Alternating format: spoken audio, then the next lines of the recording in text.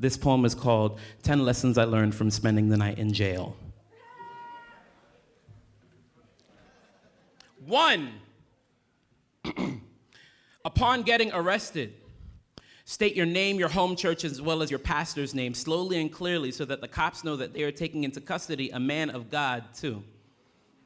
If your arresting officer makes a joke and it isn't funny, you should still laugh. He has the keys to your handcuffs. 3. When being transported in a police cruiser, do not move or squirm or wriggle too much in the back seat. They will think that you are trying to hide evidence even if you got arrested for some ridiculous mess like not paying train fare. 4. When the holding cell doors close, resist the urge to sing Negro spirituals. 5. After being in a holding cell for 3 hours with no word on when you will be processed, begin singing Negro spirituals. 6, when you call your mother, pray that you get her voicemail. 7, when you're brought, it took a second, but then you got it, because then you got to call your mom and be like, hey, mom, I'm in jail. Anyway, 7, when you are brought to central booking, observe the 34 other men you'll be spending the next 12 to 16 hours with in the same cell with 1 shower and 1 toilet.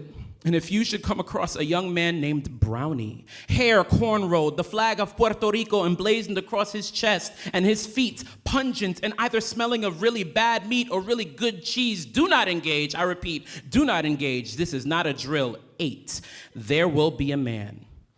He's going to be selling quarters for the payphone. I'm talking to you. Yeah, because he's going to sell each quarter for $1.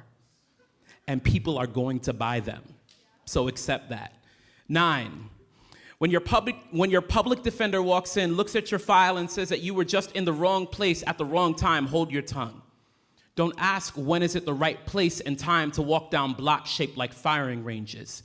To be considered villain before hero. To be troublemaker before citizen. Don't open your mouth and ask what Mike Brown's lawyer would have said. Or Amadou Diallo's, or Sean Bell's, or Emmett Till's, or Trayvon Martin's, or Sandra Bland's, or Eric Garner's. Don't even flinch. When she calls you lucky, you tell her you are thankful. You tell her you are blessed because God has afforded you due process for a petty crime when others have died for so much less because your breath still flows, your clothes ain't stained with eulogies, your name isn't a national headline. You tell her that you're the result of a praying mother, a ministering father, and a God who would never leave the righteous forsaken or his children begging bread. You tell her that your God ain't subject to the chains that held you and that he's known for shaking foundations to set captives free. 10, remember foundation shakers. Remember Nelson Mandela. Remember Martin Luther King Jr. Remember Paul. Remember Silas. Remember Jesus. Remember good men who made temporary home of brick and mortar and steel and shackle. Remember those men who stayed true when those shackles closed, when those chains locked. Remember the chains. Remember the change. Remember the chains before the change. Remember God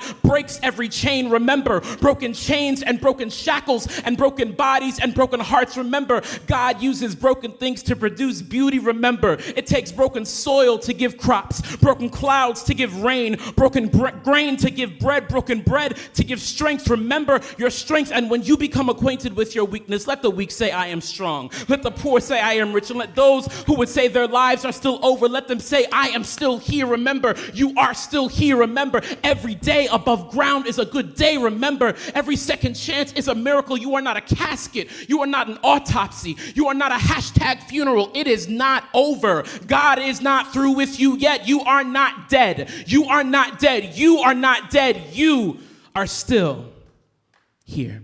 Thank you.